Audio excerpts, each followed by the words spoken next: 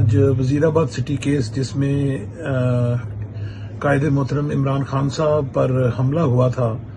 اور ایک شخص جاں بحق ہوا تھا اور لاتعداد زخمی ہوئے تھے، اس کا عدالت کی طرف سے فیصلہ سنا دیا گیا ہے۔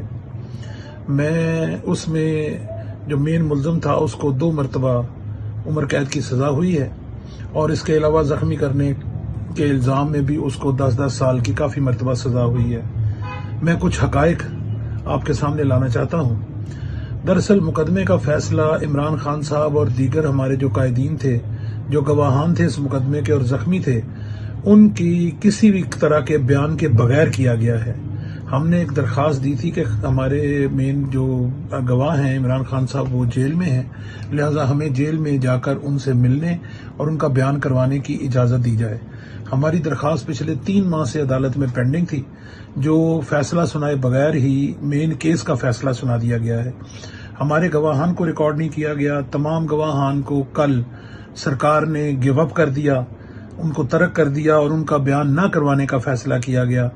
ہماری تمام درخواستیں فیصلہ کیے بغیر رکھی ہوئی تھی جج صاحب کے پاس۔ ہمیں جج صاحب نے شہادت کے لیے بتایا تھا کہ شہادت کے لیے کیس فکس ہے، لیکن کل عدالت کا دروازہ بند رکھا گیا۔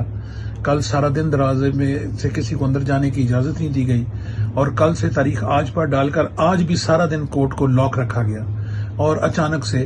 فیصلہ سنا دیا گیا، جس میں ہمیں کارروائی میں حصہ لینے کی بھی اجازت نہیں ملی۔ اس سے پہلے وہ ہمیں اجازت دیتے رہے ہیں، لیکن پچھلے کچھ دنوں سے انہوں نے ہمیں کارروائی میں اجازت نہیں دی شامل ہونے کی۔ ہمارے گواہان کا اس طرح سے مسترد کیا جانا، اس طرح سے ان کو ترک کیا جانا، اور خاص طور پہ ایسی صورتحال میں کہ جب ہماری ایک درخواست جس میں ہمارے اصل موقف ہے کہ ہمارے ساتھ کیا ہوا اور ہمارے گواہان کیا بیان دینا چاہتے ہیں، وہ لاہور ہائی کورٹ میں زیر سماعت ہے، اس درخواست کی سماعت کا فیصلہ ہونے کا بھی انتظار نہیں کیا گیا اور عدالت نے فیصلہ سنا دیا۔ میں یہ تمام حقائق اس لیے بیان کر رہا ہوں کہ فیئر ٹرائل ہمارے آئین کے تحت ہر شہری کا حق ہے۔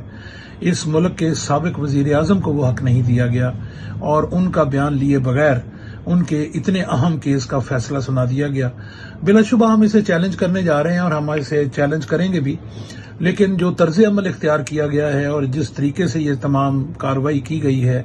اس پر بہت اظہار افسوس ہے، اور میں گزارش کروں گا اعلیٰ عدلیہ سے کہ وہ اس چیز کا نوٹس لے کہ بغیر ہمیں کارروائی میں شامل کیے ہوئے اور ہم سے چھپا کر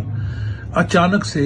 اس طرح فیصلہ اناؤنس کرنا اور کارروائی کو مکمل نہ کرنا یا ہمارے گواہان کو ریکارڈ نہ کرنا، اس کے ذریعے جو غیر قانونی